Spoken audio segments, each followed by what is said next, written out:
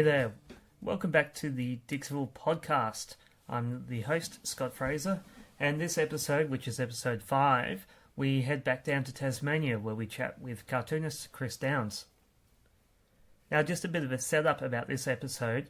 It was recorded on New Year's Eve last year at around 2 in the afternoon, and it was kind of the only time that was convenient for both Chris and I. Unfortunately, it turned out that Chris didn't have as much time as he thought it would, as his little girl was a bit crook that day. She'd been up all the night before, and so they had to take her off to a doctor's appointment. So I think we only had about half an hour together in the end, but although it was quite a short talk, we covered a lot of ground, and it's a nice little introduction to Chris, where he's from, and the type of work he's been doing now. And his editorial cartoons are receiving quite a lot of attention at the moment. Just earlier on this week on the ABC TV's Political Insider program, his cartoon was featured on their Talking Pictures segment, and that's a pretty big deal for editorial cartoonists. Anyway, let's get into this episode, shall we? Here's Chris Downes, cartoonist. Okay, so this is the 31st of December 2012, New Year's Eve, around 2 o'clock in the afternoon in Hobart. And I'm here with editorial cartoonist, illustrator and comic artist Chris Downes. So is that what you call yourself? So when somebody asks you what you do, what do you say? I usually just say cartoonist, illustrator, dinosaur therapist. So yeah, I'm basically a cartoonist.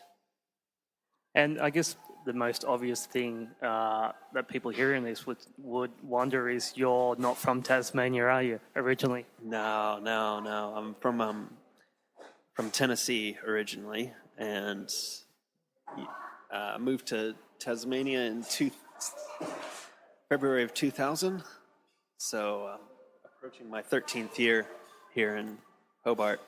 That's a couple of months before I moved here. I think you were one of the first people I met within my second week. Yep. I think I taught you to swing dance. Yep, you did. Yep. You also introduced me to Johnny Cash and I think Bobby Darin maybe as well. I introduced you to Johnny Cash and Bobby Darin. Yep. Wow. Gosh, I had taste back then, didn't I? Maybe before we get on to talking about why you moved down here and how you came here, let's go back. So when did you start drawing? Oh, I started from very young age, and it was kind of almost something. It was something that my mother always kind of nurtured with me, put me in art classes. I tended to like them, when I was there. So she just kept with that. And so, it was just one of those things that, I always kind of felt was prevalent with me. I always liked art, so, Mom had 2 other kids to kind of deal with this. And so she usually would put me into an art class in an afternoon. So were you the oldest? Yes. Yeah. And what were your early influences back then? I'm a little bit embarrassed to say Garfield, Jim Davis and Garfield. I drew a lot of Garfield. So did I. Did you? I'd say one of my first kind of real, blowing out that I started really liking, kind of specifically, was Burke Breath's Bloom County. Oh, Yep. And I would sit and read and reread his books over and over again and laugh until tears came down my face. And looking back on it, it's very political work. It is, isn't it? It is. And a lot of the jokes I didn't quite get, but I didn't care. I just really loved the kind of world that he created, and how it meshed with the political world. Are there any drawing styles or little things that he did, and I guess your other early influences that you see now in your work that have carried through? He used to do the most amazing things with his backgrounds. he'd do these cartoons, and things would be happening in the background, like in a picture. Someone would slowly be peeking up and looking over the frame, or sometimes signs in the background would change what they actually say. And that's one of the things that I'd say kind of has influenced me. I'd also say his line work really influenced me. His and Bill Watterson's line work, really. And the two of them were really good friends as well, possibly still are. And I would say that, line work has really influenced. And they in turn were heavily influenced by Crazy Cat. Yes. So George Harriman. Mm-hmm. So that's interesting that your mother and your parents were very supportive of your pursuit in drawing and illustration, and I guess cartooning as well. But at what point did you decide, or was it ever not a point where you're going to pursue it further, like beyond high school, beyond kind of doodling in a sketchbook? I don't know. It was really organic how the whole thing happened. I did art in high school. Always got top marks in high school for my art. Were you doing kind of illustration, cartooning stuff, or were you not like doing what they wanted you to do? I was doing cartooning. I actually got in trouble for one of my paintings that I did in high school because it was kind of like a pop art thing with a gun, and I don't know. That might be an early indication of me liking to cause a little bit of trouble with my art, because they were actually not going to show it, and the art teacher had to fight to get them to show it. And looking back, it's a horrible piece of artwork, and I would never do something like that today. Not just in terms of technique, but the actual message or subject matter? The subject matter was really kind of cliche. It was pro guns, or it wasn't exactly pro guns. It was just more telling a story with gun. So it wasn't pro or against guns. And it was actually very similar to the woman. Is it Niagara? Is that her name? Niagara. She does these kind of pop art things of women with guns, and she's always saying stuff like, "There's a car outside. I suggest you get in it." Stuff like that. And so the big thing is, I guess, the big commitment you and your family made for you pursuing art is for you to travel all the way from the States to Tasmania, the art school here. And there is a reason why you came to Hobart Art School, isn't there? Yeah. It's an old jam factory. How can you pass that up? I was looking at all the art schools in Australia, and Why Australia? I had made a promise to somebody a long time ago that I would come and visit them in Australia, and I thought, while I'm down, I might as well stay a while and actually get to know what the culture is like instead of just being a tourist. So I decided to do the only way to stay down here for any length of time is to do your art school or do your school training. And so I just worked and saved up enough money for the tuition and did that. And that was like a undergrad, is it a BA of Fine Arts down here? No, it was a master's. Okay, so you'd already done previous. Okay, yep. But am I wrong? Was there like an influential lecturer down here that you were hoping to work with? Is that correct? Yeah, Ron Brooks was working down here. And I really wanted to work with him. But unfortunately, he had quit kind of like a year before I was able to come down. And I've heard that he was really tough to work with, but I still would have loved to have been able to kind of have him as a mentor. So, yeah. But, you make your own way. What did they kind of teach down here? Was it heavily technique, or was it they kind of, I don't know, from what I remember, they kind of threw you into all sorts of disciplines, didn't they? Yeah, I had all sorts of things going on down here. It was really hard for me to kind of keep focused with what I was doing because there were, you know, people were, I had to teach for a semester. There was a lot of focus on graphic design, and they just really didn't have much of an illustration strength down here. And, you know, it's very rare for an art school to have an illustration kind of area.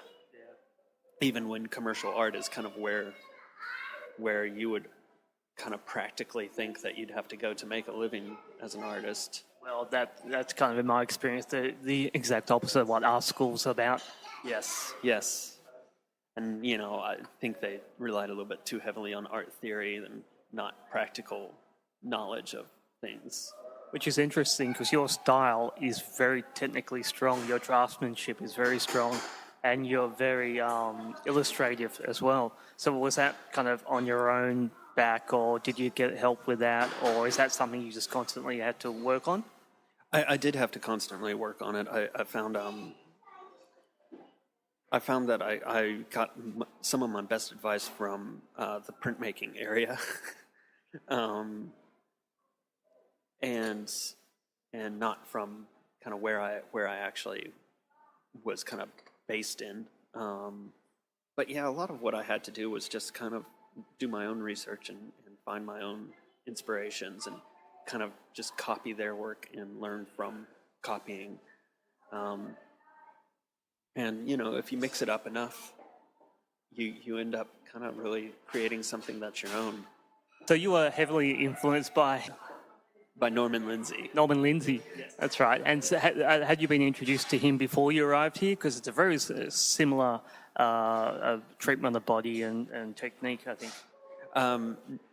I had not been introduced to his artwork, but before I came down here, I was a huge fan of Charles Dana Gibson, who is famous for creating the Gibson Girl. And he was one of the artists that I used to copy his work incessantly. And Norman Lindsay is kind of very after that style, but, you know, yet still he's of that time period and uses that same sort of inking style, but yet his stuff is very, very uniquely his. And so what is that inking style? Do you use, is it pens or nibs or brushes? What do you, and I guess we can talk about what your process is now, if it's changed or since back then. It's pen and ink, usually. Nib and ink. And I don't know if Lindsay used brushes or not. I don't think he did. I think he saved all his brushes for his watercolor work. Okay, so then after art school, what was your plan after then? I mean, were you married by then? Yes. No, No, I wasn't. No. Once I graduated, I had to move back to Tennessee for a while. What year was that? 2002, I believe. Okay. Yeah. I had to move back to Tennessee for 6 months, and that was for visa reasons, and it was tough. But I ended up working at Blockbuster Video for a while, and then ended up coming back here and trying to find work. Illustration work, and found bits and pieces here and there. I think you put me on to Adam Walker doing storyboards a long time ago. Yeah, Adam Walker's a local small independent filmmaker here, and he does, I don't know if he's still around, but yeah, he was doing, okay, yep, yeah. But and then that's what I found down here as well. Like, small projects pop up, but it's rare to find something that sustains you. Yeah, so did busking for a while, doing chalk drawings on pavement, which is really tough on the body. after a while, and then you just get tired of people asking you if you've seen the guy who does the big illusions on pavement, and especially if you ever try one and somebody asks you what in the world that is, it's just annoying. So in this period, were you, I take it that you're working quite hard to make opportunities happen, because they don't just really fall down in your lap in Hobart, do they? No, they don't fall in your lap very well. You really do have to kind of work and struggle to make them happen. And I think in the end I did kind of give that up just because I was tired of it, and I was tired of just a lot of stuff and kind of really disillusioned. And that's when I started working at the camping store. And, you know, I guess doing that, I got tired of work, of retail, but didn't know any sort of way out. Is this the stage where you started your daily diary comics? Yeah. So that's when internet comics were coming about. We had just discovered James Kachalka and his diary comics, and I was really inspired by the fact that he was doing one of those every day, and I just thought, it couldn't hurt. It'd be fun to do. It couldn't hurt. I should try it. And I had about 2 weeks of just saying, I should really do that. Until one day I just said, right, I'm just going to sit down and do it right now. And I started, and I stopped about 300 days later. Jeez. And had you done much comic work before? I know that, you did a couple-page story for me in my anthology, DIGGSVILLE. I think that was in 2001. Yeah. So had you done much narrative work? In that one, too. Yep. Doug Holgate, Christian Reed.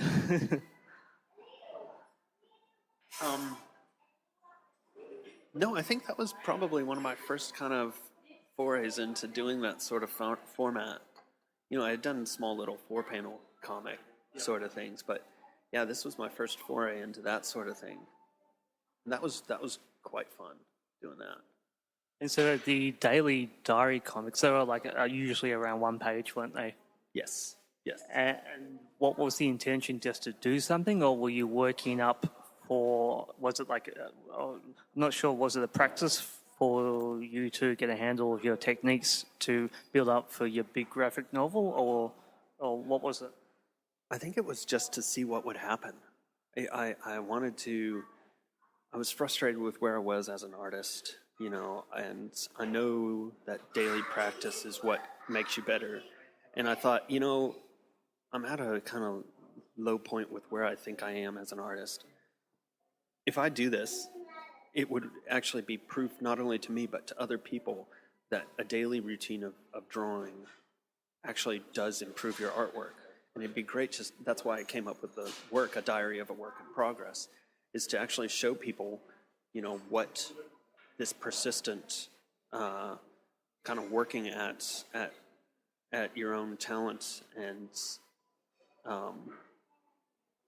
kind of practice actually does do to your drawing ability. And I've actually seen a few other people doing the same thing and seeing their talent just skyrocket after that. You have a very highly illustrative and highly detailed style. You like to cram a lot of information into your line work, your rendering, your backgrounds, and even your hand lettering. It's very calligraphical. So it must be a big time suck to do these daily, fully rendered comic pages, one a day. How long did it take for each page? Anywhere between 1 and 3 hours, depending on how much was going on in it. And yeah, it actually, a lot of times I would be finishing at 1 a.m, and it caused me to get quite physically sick from lack of sleep. And if you ever do go back and actually read it, a lot of the comics are just talking about how tired I am and how bored I am with doing a comic a day. And that's one of the reasons why I kind of decided I'd stop, is because the subject matter was getting really boring as well. Well, you were quite honest with a lot of your subject matters as well.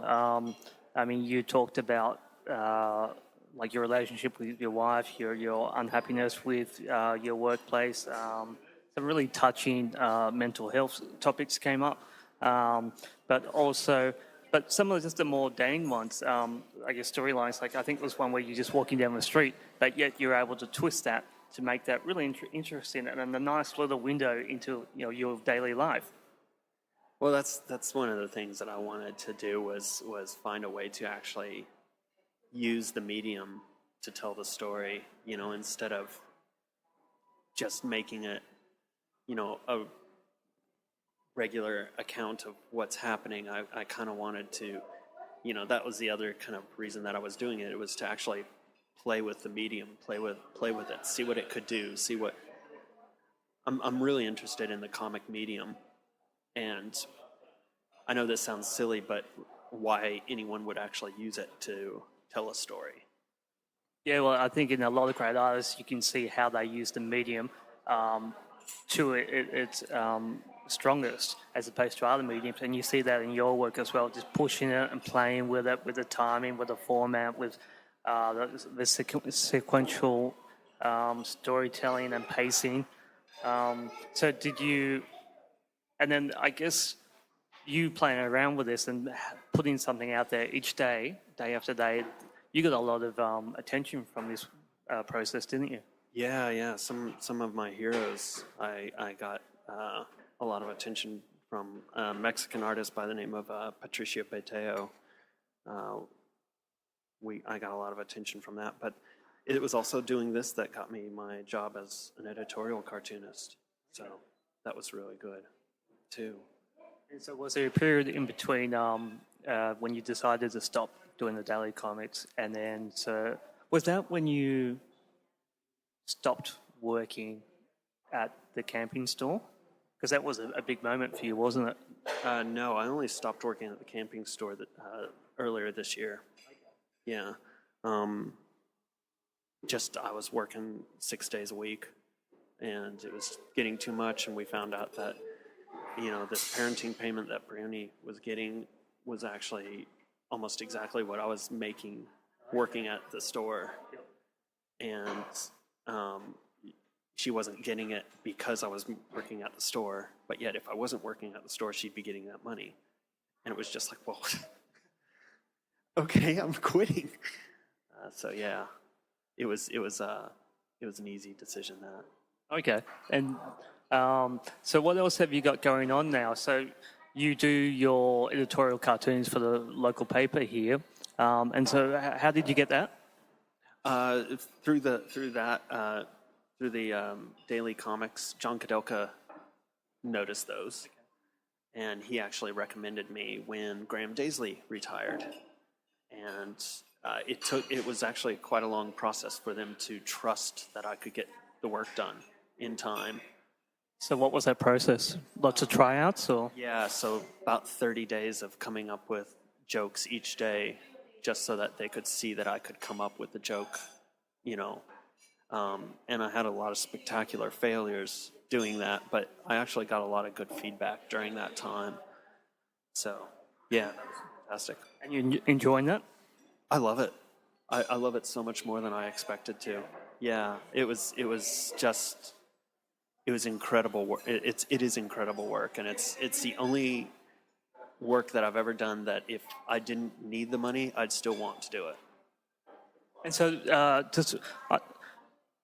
does the newspaper have a political mandate that it gives you, or are there do they set out like, okay, these are definitely taboo subjects, or this is the politics that we want to push, or do they kind of give you a clean slate of what you want to do that day? No, they give me a clean slate, but there are certain subjects that you just don't get into. You don't want to touch. You want to make sure that you're doing something that's kind of big on the public consciousness, and you want to I guess in a way serve the joke, And I keep thinking of what like Jon Stewart said, and how he said that he's a comedian first and a political mind second. Yep. And I kind of feel that's exactly what should be done. Is that, you've got to, most primary thing that you're employed to do is make a joke, make people laugh, make light of some sort of situation that's going on, or bring to light something that's happening. And so, that goes first, then personal politics come afterwards. But a lot of times those two can mesh really easily. Excellent. And do you have to go soon? Yeah, okay, so we'll wrap it up. I could sit here and chat to you for a long time more. But so what's coming up in the new year, and what are you kind of aiming towards and looking forward towards? Well, there's Monofoma, which I'm doing with Josh Santos Brito. And we're doing a performance called The Shipwright and the Banshee, which we're really excited about. And then after that, I'm actually not sure. I'm hoping to take a little bit of time off. And will you get that from the daily cartoons? Yeah, I'm hoping that I will. I've still got a lot of work that I'm behind on. But yeah, I'm hoping that I'll get some time off. So yeah, that's basically. I haven't looked too far into the future. Only about 2 months. Excellent, Chris. Well, it's been great catching up with you, and I guess you got to run off to. Yep. Okay. Cheers. Thanks very much. Bye. I think you can literally hear Chris running out the door of that cafe, rushing back home.